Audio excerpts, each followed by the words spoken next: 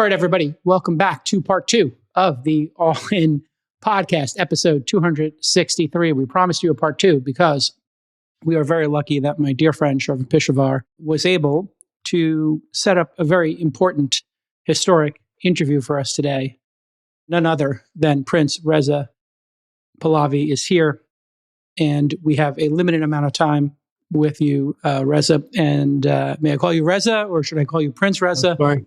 Thank you. Thank you for having me on your program. It's great to have you. And this is a moment I think you've been waiting 47, close to 50 years for, which is we are at this moment in time looking at potentially the people of Iran being free. You left the country and when you were 17 years old to become a pilot. And now you are looking to help your people with a transition post this military activity, this operation, essentially a war that's going on right now that we all hope gets resolved quickly. I think people would love to know, what is your vision for Iran post this military action? Well, thank you again for the opportunity. Before I get into that, I wanted to simply stress the importance of this intervention that to us was like a rescue mission. It was literally a humanitarian intervention to protect more lives that would otherwise be lost under this extremely brutal and repressive regime that, as you know, has massacred as of late tens of thousands of innocent and unarmed citizens. In order to equalize the playing field, this was a much needed intervention that a lot of Iranians asked for, and fortunately it did happen. But what's the next step? Where are we headed to? The most obvious question will be, once the regime collapses, how do we manage the transition? I've stepped in to lead this transition with the help of many of my compatriots from various sectors. We believe that a stable transition will lead to address the immediate needs of the country, but then set the country on a path of redevelopment and reconstruction, which is, of course, something that we were always hoping for, that could not have happened under this corrupt mafia-like regime. Iran should have been, had it not been for the revolution, today's South Korea of the region. Instead, it has become the North Korea of the region. Why? Not because our people are not gifted or talented or capable, not because we lack natural resources. It's simply because of a corrupt, bad management and a regime that basically took our country hostage, used it as a launching pad to export an ideology, and that's why we are here today. A different Iran, a democratic, secular Iran, will first and foremost bring about the opportunities to our nation, but it will open Iran for business again.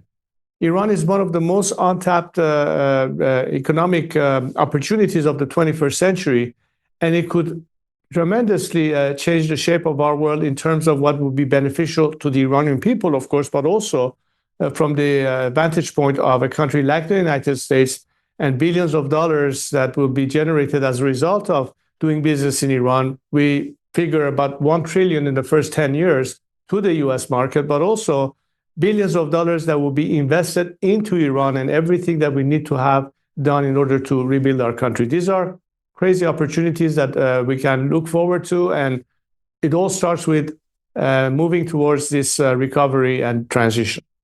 And when your father was in charge, it was a monarchy, turned into a dictatorship. And to be clear, the hope now is to evolve into a democracy with free elections for the people. Average age of people in Iran now, early 30s, 31, 32 years old. What would that look like? What is a possible timeline? And you have said on other programs and on your YouTube channel, which I suggest everybody go search for and follow right now, because you're speaking directly to the people on X and on your YouTube channel. What is the condition on the ground from the people you're talking to? You said you've been talking to people in the military, civilians, and other leadership. They're ready to move on. What's the timeline? And what are they telling you is happening on the ground today as we sit here? Well, I think that now the playing field has been equalized, meaning that the people could finally, of course, awaiting the end of this campaign, have a better opportunity to re-engage the streets and take over their homeland. Of course, part of the equation is how much implosion from within the regime and how much defections from the regime in the sense of joining with the people this time and not be an instrument that will halt the people's progress, but instead help the people in that transition, meaning whether people are in the military or security forces, as well as the civilian bureaucracy. Unlike what happened after the fall of Saddam Hussein and de-Baathification, the scenario of change in Iran is totally different. And let's not forget, Iran is a multiple century old nation state. It's a country that is extremely unified and united for this common purpose. Under this tent, we have diverse groups that are joining in this national campaign. People who are on the right, the center, the left, monarchists, Republicans, ethnic groups, religious groups. Every sector of society is engaged. I've had tremendous amount of support coming from inside Iran. We have the support of the intelligentsia. We have the support of universities. We have the support of the working class. We have the support of the diaspora that can bring a lot to this equation. I think this is a good recipe that will allow us to manage this transition, but set the country to clean up, be ready for business, and create the opportunities that will finally impact, first and foremost, Iranians who have been starving as a result of this regime's corruption, but have a true opportunity to get back on track and improve their livelihood. And I think it's also good for those who partner with us in this process, because there's a lot to be done that will be win-win, as opposed to be lose-lose to the benefit of this corrupt regime that has been the story of the past almost 5 decades.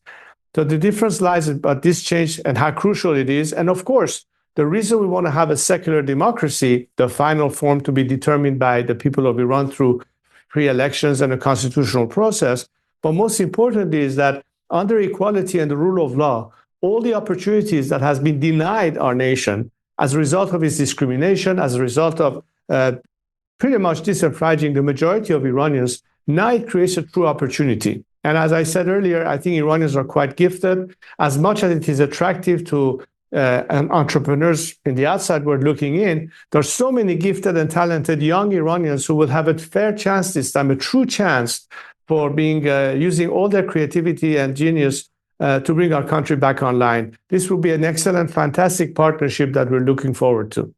So you've spoken about wanting to be on the ground there. What conditions and what timeline do you have for yourself? And this seems like a pretty high-risk thing to do. It'd be pretty brave of you to go to the country now. What conditions have to be met for you to go to Iran, to go home for the first time in 47 years? And how close do you think we are to the people taking the streets now and for starting this transition? Well, to be honest with you, it's very difficult to put an exact timeline. Factors that will expedite it is the level of separation from the regime, the level of defections, the strengthening of domestic organizations and structure. How can we partner with elements from within that are not joining this campaign? All of these are factors that will contribute to the rapidity of the transition. As far as myself being there, obviously there are security concerns to make sure that it's safe enough for me to go there. I'm no use to anyone if I'm dead. So obviously we have to keep that in mind. But I would like to be able to be there as soon as possible, to be able to help as much as I can in this process. Obviously, being in a country is an advantage. It's hard to do things from far away. I had no choice to be living in exile because of the circumstances. But I think that the opportunity is presenting itself. And the first opportunity that is created for me to safely return to Iran, I will obviously be there. Just this morning, Trump said there will be no deal in Iran until unconditional surrender is given by whatever is left of the government there. What do you think of that condition? Is that the right move? Do you agree with Trump's ultimatum? Well, let me look at it from the domestic prism. In order for a successful transition to occur, it has ultimately to be something that is legitimate in the eyes of the Iranian people. We haven't lost so many tens of thousands of lives just to settle for a continuity of the remnants of this regime. That will not fly. People will want to have a clean break. The alternative will be for all those who align with the secular democratic alternative. And there are some 4 core principles that whoever adheres to that, including people who may today peel away from the regime, would be able to agree to work together on that platform. The first and foremost issue is, of course, Iran's territorial integrity. That's an issue that is very close to the hearts of millions of Iranians, representing every aspect of our diversified country in terms of ethnicities, religions, and what have you. But we find ourselves in this united cause under one flag and under one nation. The second element that is a prerequisite to democracy is a clear separation of religion from state. That's a critical element for a democracy to occur.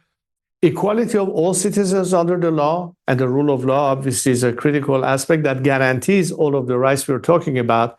And the democratic process itself, meaning the fact that people can elect their representatives to go to this constitutional assembly to debate the issues of what the next system could look like and what its laws should be, ratified by the people, which will bring us to the election of the first parliament of this new democracy, and of course the election of the first government of such democracy, at which point the transitional government hands over power to the elected representative of the people in the future government. That's pretty much the direction that we hope to manage this transition.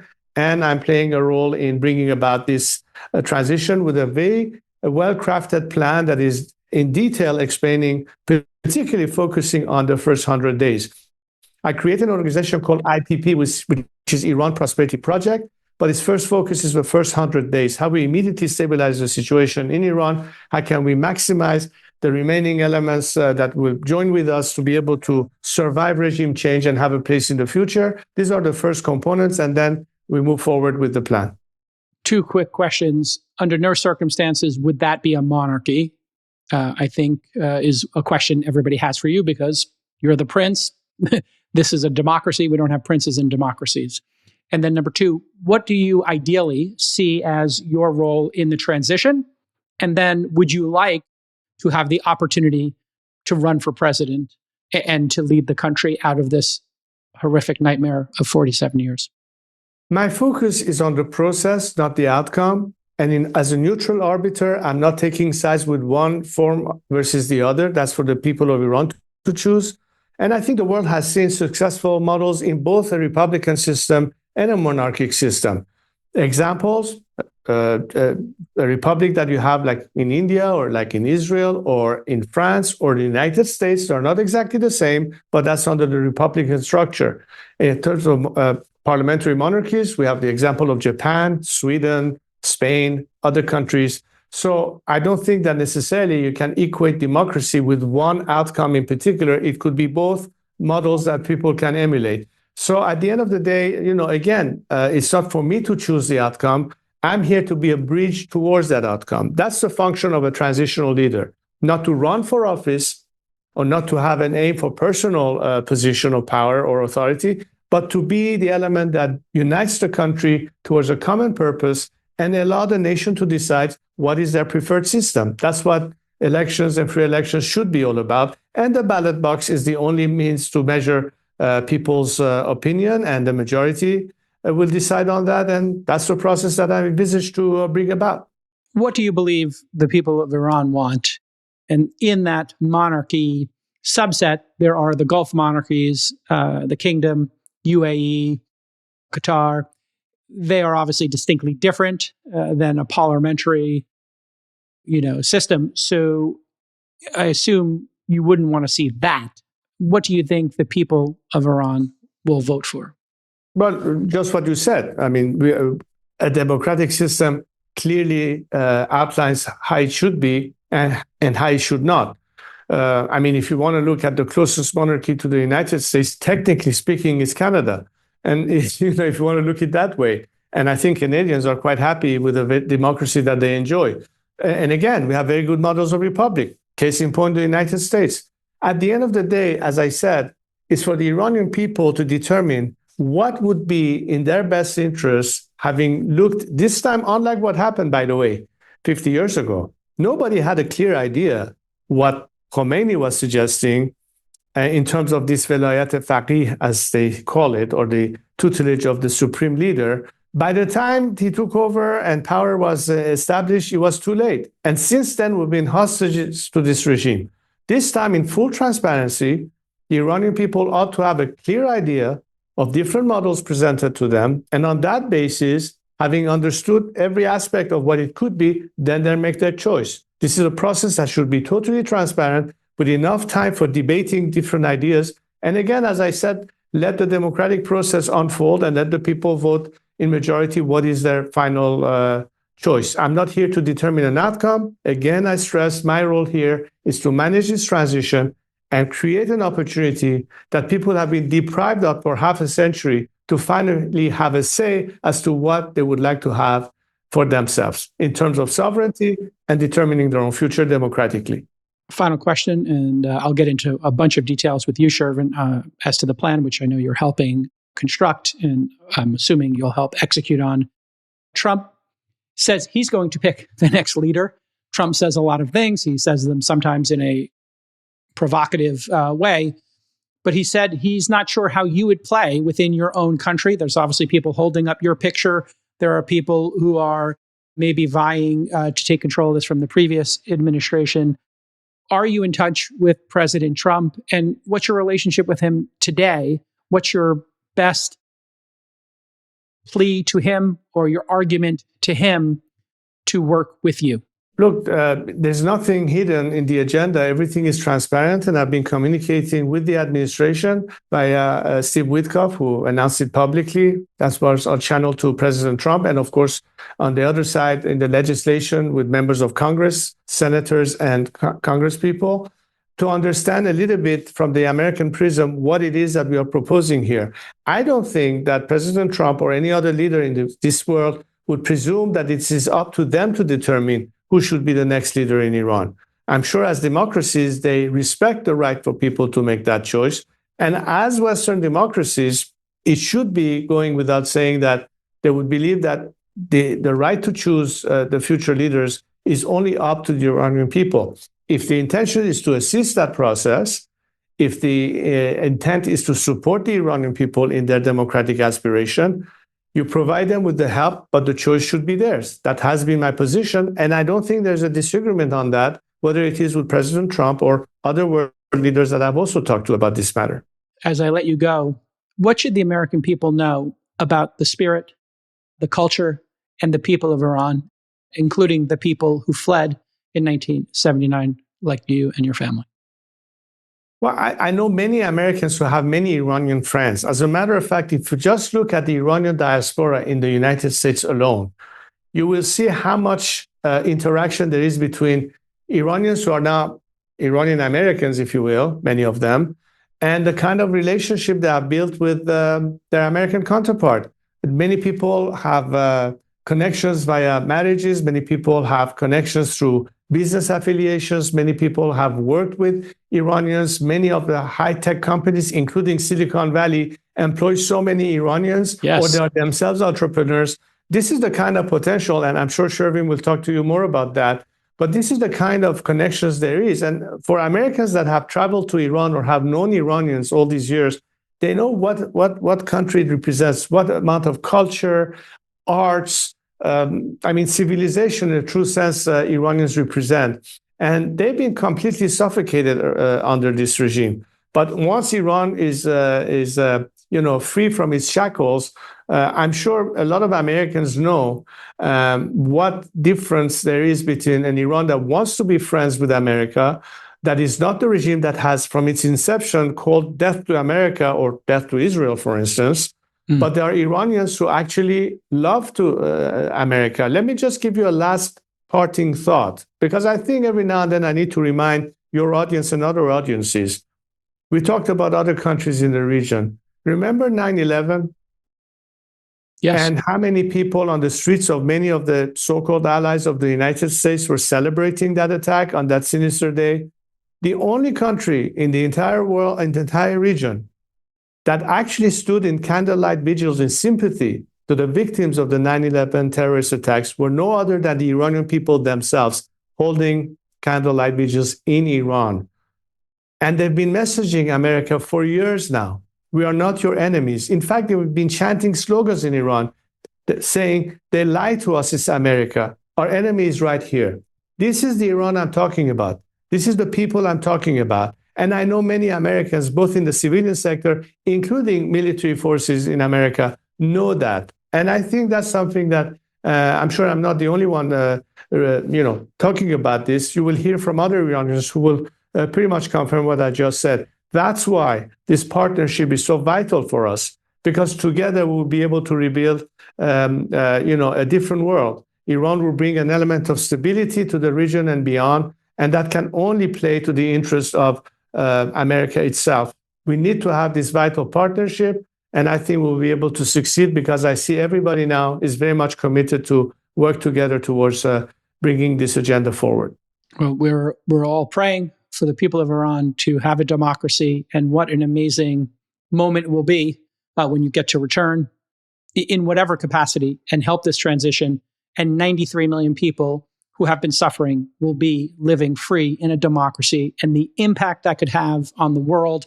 And obviously that region would be by far the largest democracy in the Middle East. And this could have ramifications in terms of humanity that would be absolutely stunning and beautiful, and the prosperity would be amazing.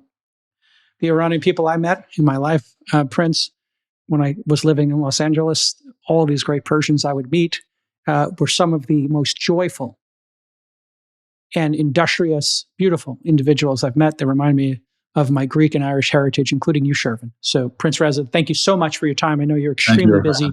It's very important for the All-In audience to hear from you and to understand what's going on in your vision.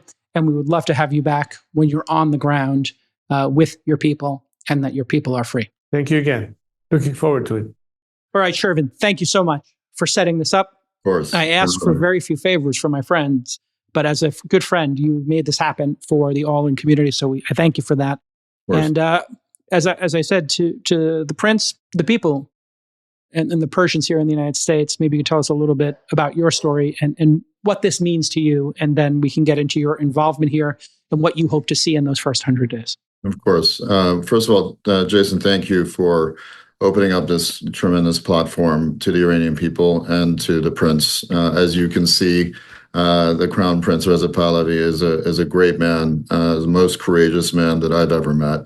And he's the highest integrity human I've met as well. We're very blessed as a people to have a leader like him, who has lived a very clean life, and has stepped up in a very courageous way. He's put it all on the line for his people and his legacy, to play this tremendous transitional role to evolve the Iranian nation to a democracy. And this long nightmare of 47 years that all of my Iranian brothers and sisters have suffered through is almost over. And also tremendous gratitude to President Trump for his courageous leadership on this matter. I don't think any other president would have the courage and the principle and the values to take on this Islamic regime of terror. As you saw last month, they massacred over 43,000 Iranians who were just peacefully protesting. They gunned them down with anti-material bullets. I put a post of a Coca-Cola can next to these bullets. It was bigger than the can. That's what. And this is super important to meditate on for a second here. This regime is a murderous and evil regime. To turn those guns and mow down over 40,000 individuals peacefully protesting is just an act of savagery and brutality that I think most people don't appreciate and or don't fully appreciate. And there hasn't been enough coverage of that fact. No. And you are a bipartisan type person. I've known you for many years. You were a super funder of Obama. He wasn't able to get this done. Biden wasn't able to get this done. Bush wasn't able to get this done. This has been something that presidents have struggled with. And you got to give Trump credit here. There's a lot of debate over why this is happening. Is it Israel driving it? Is it the relationship with China? We talked about that in part one. At the end of the day, as a son of Iran, what matters is that the people are free. All these other conspiracy theories and motivations do not matter to you or the people, yeah? Absolutely not. But one of my key principles is our moral security presages our physical security. So this has as much to do with Americans' security as it does Iranians' security and livelihood. As you saw, this regime is not only evil enough to mow down 43,000 innocent people in 48 hours, their reaction to this liberation operation is to attack over 12 countries in the region. Imagine if they had a nuclear bomb, they would use it. They would use it. There's not even a doubt in my mind that they would have used it by now if they had it. So this is incredibly important for America's national security. As the Prince mentioned, 9/11 happened. That's the same kind of ideology, except the problem we have in our modern time is that basically criminal and terrorist organizations have taken over sovereign nations with nuclear bombs or seeking nuclear bombs, wherever you have Russia, China, you have North Korea, and you have Iran, and then you had Venezuela. So the president has not only gotten rid of the Maduro in Venezuela, he has now begun this process of dismantling this Islamic regime, who is absolutely not a legitimate government and not a legitimate nation state, and the only leader that is legitimate to lead us to a transition process to become a democracy is the Crown Prince Reza Pahlavi. We are very lucky, I think, in our modern times to have three leaders who are living at the same time and leading at the same time as President Trump, President Netanyahu, Prime Minister Netanyahu, and the Crown Prince Reza Pahlavi, all in this one moment in time. I think we're living in biblical times. When 10/7 happened, I started the Israeli-Iranian alliance with Michael Eisenberg, Michael Bruchheim, Justin Mateen, Sean Rad, and we started to host these salons with the Crown Prince. One was in New York. Michael Eisenberg flew in, Dan Loeb, lots of leaders came. And that was the beginning of the process that was seeded with a breakfast with Michael Eisenberg as a VC and the #1 VC in Israel 15 years ago, where we said we have to do more between Israeli and Jewish community and the Persian Iranian community. And someday we're going to have tea in Tehran. And we wrote an op-ed last year about this. And we began to build these bridges. And this connection between the Jewish people and the Iranian people goes back 2,500 years. Cyrus the Great, who's in the Bible, freed the Jews from slavery in Babylon, returned them to their homeland in Jerusalem, and rebuilt their temple. And that he is celebrated for that courageous act in the Bible and in Jewish religious holidays. And it is a tremendous connection that goes back now 2,500 years later in kind of biblical symmetry. You have the Jewish people helping free the Iranian people from their slavery.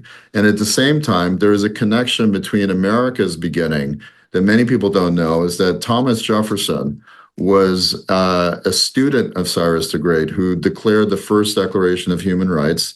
And a lot of the principles that went into the Declaration of Independence of America and the founding of America and the Bill of Rights and the Constitution have its roots in Cyrus the Great and Persian history. And so this connection between America's founding and the principles that Iranians espouse for 2,500 years is this beautiful connection between the Jewish people, the American people, and the Iranian people. And this could have such a tremendous impact on the region. You have essentially a lone democracy in Israel, and now to have 93 million Iranians in a democracy, if that can be achieved, and listen, there's a long way to go, this could spiral out of control. This was a very high-risk move by Trump, President Trump. So you give him a lot of credit for that, but he has to own this. So let's be humble, and we got to pray for the best here. Things can spiral out of control in these kind of situations. But let's hope that we do get to democracy there. I'm curious, Shervin, you've spent a lot of time in the Middle East. I have, over the last 3 years, gotten myself educated and caught up, I hope, and have started doing business there and really meeting a larger swath of people. The Gulf monarchies have modernized incredibly, starting with the UAE, Saudi, now the Kingdom, and of course, Qatar as well, modernizing, Oman, Kuwait. What would Iran going straight to a democracy, if that is even possible, what would that do to the region in your mind? I think that what the Gulf countries have done is a tremendous case study of what the potential for the Middle East truly is. Being blessed by God to have oil, gas, the way the most GCC countries have, and Iran so has, gives them an advantage to be able to have the resources independently to develop themselves. And when you look at what happened in UAE over the last 25 years, I went to UAE in 2001, 2002, and there was a smattering of buildings there. Yeah, I've seen the pictures of Dubai then and now. It's incredible. Extraordinary. Yeah. It's incredible. And it reminds me of what America was like in the 1950s when they came back from World War II. Eisenhower built the interstate highway system, and America developed into this superpower. And in many ways, the GCC countries espoused that American mentality of everything is possible, anything is possible, and they've manifested their greatness. And you look at Iran, you have 93 million unbelievably brilliant people who have been held back. You look at the Iranian diaspora in America, just our fellow friends who many know, Dara, yourself. Uber, myself at Uber, of course, Omid Kordestani at Google. Yes. Ali at Databricks, Pierre Omidyar at eBay. When you add up the numbers, it gets to trillions of dollars of value have been created by this small population of Iranians in America, and especially in Silicon Valley. And I've been blessed to be part of that circle. And, one, thank God for America that we had a safe sanctuary to come and develop our brilliance. But there's as many brilliant Iranians, way more brilliant Iranians. Yeah, on a numbers basis, it's a magnitude more. And so this will be a free democratic Iran will be the greatest peace dividend and economic dividend to be gifted to the world and to the region. So I think what will happen is we will have an acceleration of the Middle East becoming this unbelievable a place where innovation and investment in the future is happening. We're at the dawn of AGI and advanced superintelligence. We have quantum computing, which you and I, and Emil Michael and others have done with our SPAC and D-Wave. These technologies are going to fast forward humanity and being able to tap into the resources of the Middle East and Iran in human capital and in the oil and gas wealth to be able to unleash an accelerated future is something that we all look forward to. And one of the things the team, the Crown Prince's vision, this is a 175-page report right here, the Iran Prosperity Project. And I'm blessed to be an advisor there with many other very talented Iranians. And this piece by piece, month by month, has a sequence of plans to rebuild Iran, as the Crown Prince was talking about, so that when there is a free Iran, there will be a 4-month process to get to a referendum, and then a 6-month process to assemble Iranians to write a constitution, and then a 14-month process to actually finalize the constitution, and then have a vote on the constitution. So you'll have a sequence of events that will then lead to a legal framework where the new Iran will be able to actually execute on this tremendous plan and rebuild all aspects and all sectors of the economy, and that'll lead to this new Iran that we're all have been dreaming and praying for. And so this plan's been worked on for some time. He seems like he's got a third or so of the constituents there who are in favor of him. There are some people who are strongly opposed. Last time, his father was not perfect. He's answered many of the hard questions about his father's tenure. What are the chances that the existing regime, what's left of it, there are people in that who would collaborate on moving to a democracy where specifically religion and the government were separated? This was something MBS was able to do in Saudi, but not without strong resistance and great risk to himself. This is a high-risk thing, with some of these radicalized individuals who want religion to rule over democracy. So maybe you can unpack that a bit. Absolutely. The vast majority of Iranians want a separation of church and state, of mosque and state. And we've seen what 47, we've had an A/B test in Silicon Valley speak of what happens when you have a system that is controlled by mullahs. It has led to absolute disaster and mayhem and evil. So the vast majority are out there, and they're saying Reza Pahlavi's name. If you look at the videos from January, they're saying Javid Shah, they're saying his name to return. He called on them to come in the streets at 8 p.m. on the 8th and 9th, and they came out in droves and by the millions in response to him. So the idea that we don't know who the Iranian people want to help lead this transition process, the proof is in the pudding. You just have to look at the videos and look at the actual facts. He's the only leader that Iranians are by name calling out for to come back, and they're also calling for Trump and Netanyahu to please help save them from this terror regime. And as we've seen in the last week, their prayers have been answered in a tremendous way. And what is going to happen is basically a dismantling and a defanging of this regime's capabilities to use terror, to use their military capabilities. And we have to let that run its course. As the president said, this is probably about 4 weeks of work. There was a leak, I think, in the Washington Post today that the 82nd Airborne was activated. And that's a signal that this is going to potentially lead to even more support in this liberation operation to completely dismantle this regime. Defections are a big part of the strategy. Have the defections started yet, or is that too risky for the individuals on the ground? What are you hearing through your back channels? Well, the Crown Prince had a system for people to communicate securely with him and his team, and over 50,000 people in the military have actually responded to that.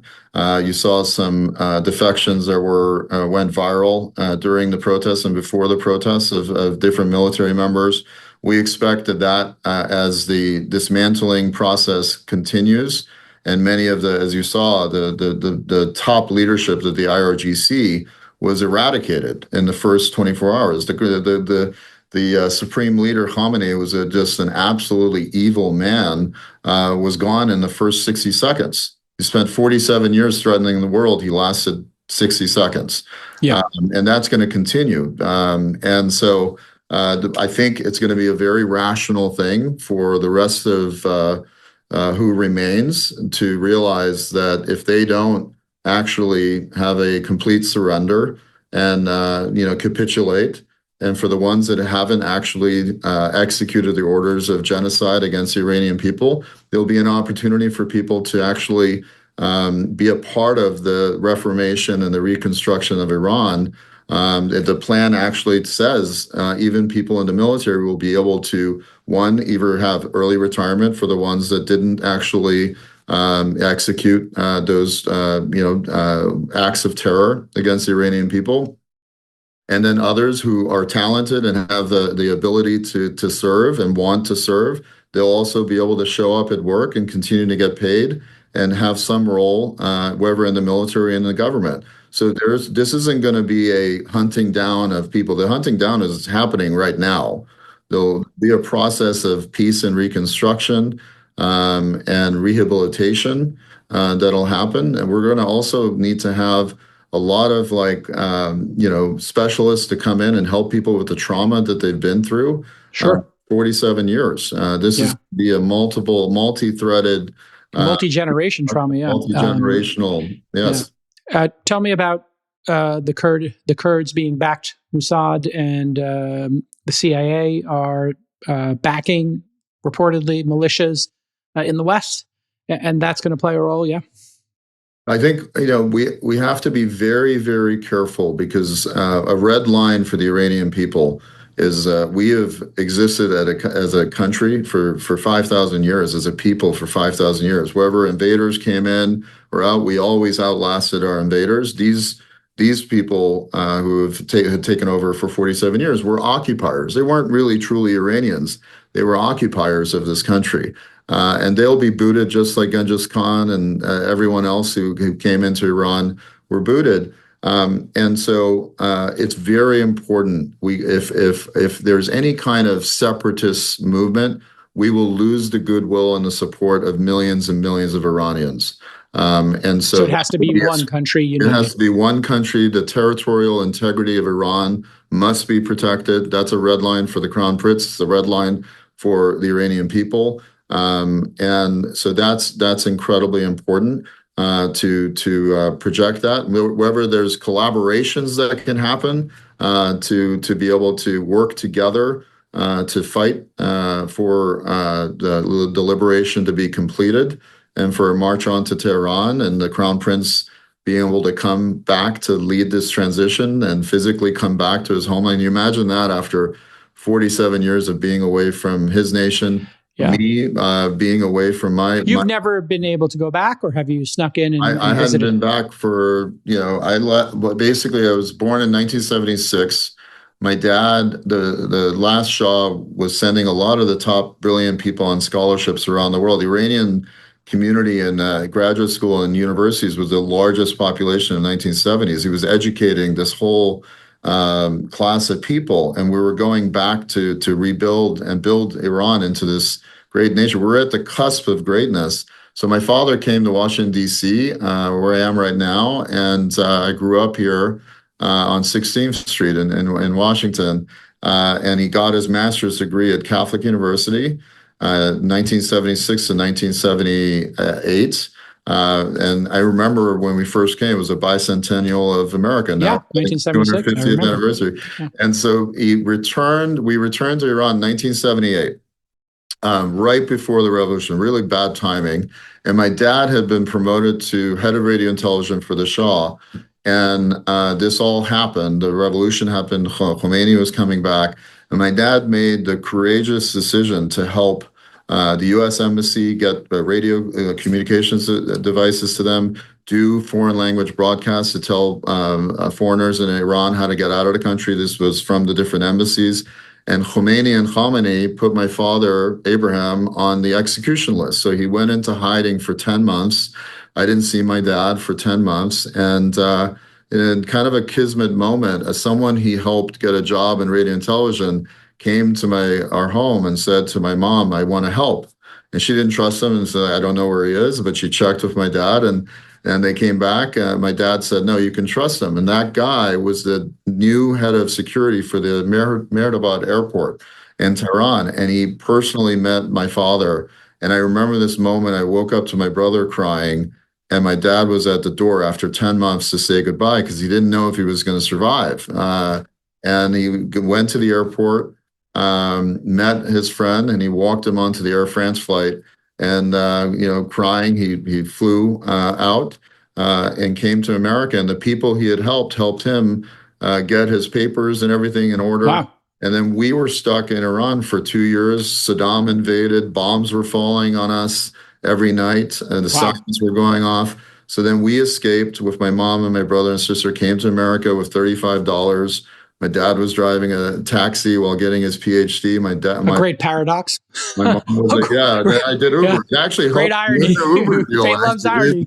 That was one of the things at my first meeting with Jason, with Travis. I told him that story, and I know that, like, growing up in an orange and black taxi cab in Washington, D.C. helped me win the Uber deal against all the greats in venture. Yeah. So, it's all full circle. Only in America would that be possible. The son of a taxi driver and a maid, coming to America with nothing, be able to have the blessing of the life that we've had. And fantastic. At the same time, I've never forgotten those roots. I've tried to serve America, and I'm now helping in any way that I can to help the Crown Prince in this transition process for a free Iran and rebuild Iran into something great. So what's extraordinary to me about the Iranian people is they have maintained, even under this oppression, that spirit. 47 years later, I don't know if you've ever seen the Anthony Bourdain episode when he goes there. Yeah. And it was always touched me. I don't know if this was like a decade ago when he did it.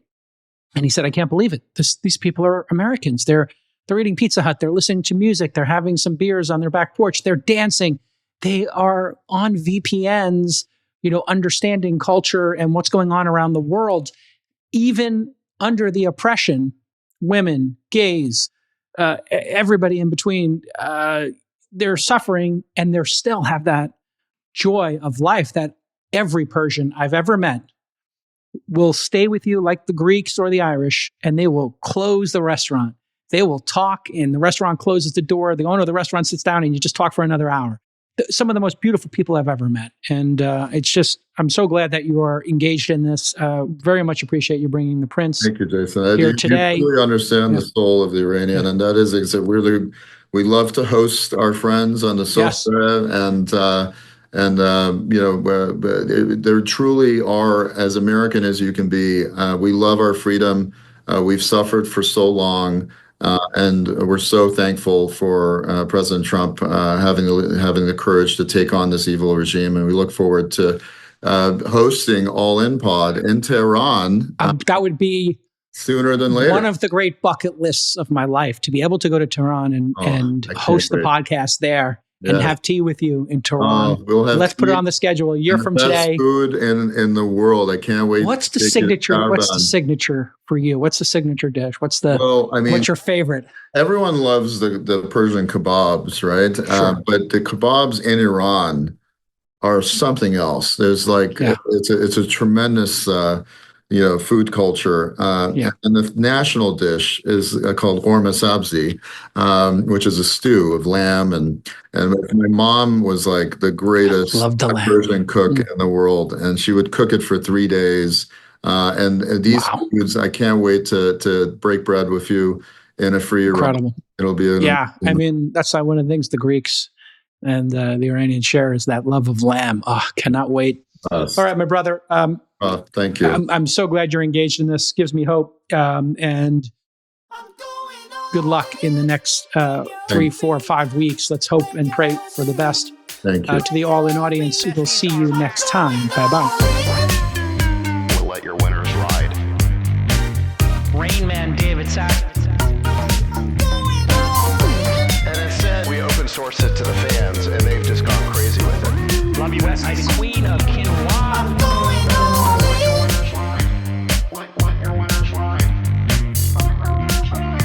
Besties are back. Go 13. That's my dog taking a notice in your driveway. Oh, man. My haberdasher will meet me at Clinton. We should all just get a room and just have one big, huge orgy because they're all just useless. It's like this sexual tension that they just need to release somehow. Wet your beak. Wet your feet. Wet your feet. We need to get merch. Besties are back.